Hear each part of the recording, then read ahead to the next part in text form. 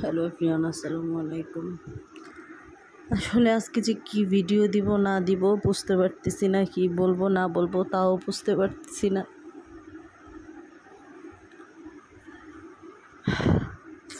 আসলে আমার সন্তানটা আমার কাছে যেমন, অন্য মানুষের সন্তানটাও ঠিক তেমনই। আজকে মাইলস্টোন স্কুলে 10 ক্লাসে হাজার হাজার বাচ্চা মারা গেছে, গার্ডিয়ান মারা গেছে। স্কুলের আয়া দারোয়ান থেকে যা ছিল সব মারা গেছে। আসলে বুঝতে পারতেছি না আজকে কি ভিডিও দিব, কি ভয়েস দিব, আসলে বলার মতো কিচ্ছু নাই।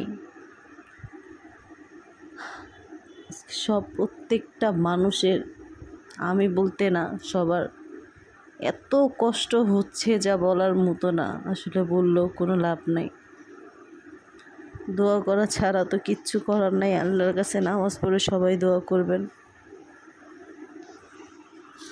যারা মারা গেছে তারা তো গেছে, তাদের জন্য সবাই দোয়া করবেন। আর যারা এখনও বেঁচে আছে, বার্ন ইউনিট আছে, পুড়ে গেছে, তাদের জন্য অবশ্যই দোয়া করবেন সবাই। আল্লাহ যেন তাদেরকে সুস্থ, যেমনই হোক, হাত থাকুক না পা থাকুক, যাই থাকুক, সবাই যেন সবার মায়ের কোলে ফিরতে পারে, বাবার কোলে ফিরতে পারে। সন্তান যেমনই হোক বেঁচে যেন থাকে মায়ের সন্তান, মার কোলে যেন থাকে। সবাই দোয়া করবে। আসলে বাচ্চাগুলোকে দেখলে মন মানতেছে না, মানে মনে হচ্ছে সেখানে হয়তো আমরা মারা যেতে পারতাম, আমরা যারা বড় আছি তারা। বাচ্চাগুলোর কেন এরকম হলো? ওরা তো কিচ্ছু বোঝেই না। কেউ কেউ সকালবেলা বাবার সাথে অভিমান করে স্কুলে গেছে, কেউ কেউ বলে গেছে বড় মাছ খাবে দুপুরবেলা এসে। কপালে আর কিছুই হলো না। আল্লাহ তাদের বেহেশতে নসিব করুক। দোয়া করবেন সবাই আল্লাহর কাছে।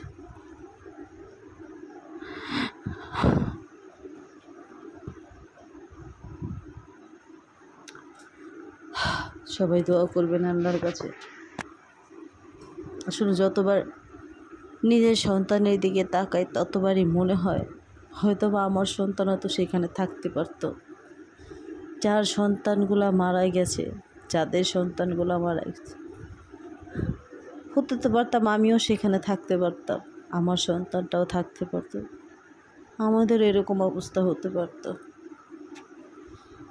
আল্লাহ তুমি সবাইকে ধৈর্য দিক, আল্লাহ সবাইকে ধৈর্য দিক। কারণ যেই পরিস্থিতি ধৈর্য রাখাটা সম্ভব না, খুব কঠিন। তাও আল্লাহর কাছে দোয়া করে আল্লাহ ধৈর্য দিক, সবাইকে ধৈর্য দিক, প্রত্যেকটা মা বাবাকে আল্লাহ ধৈর্য দিক।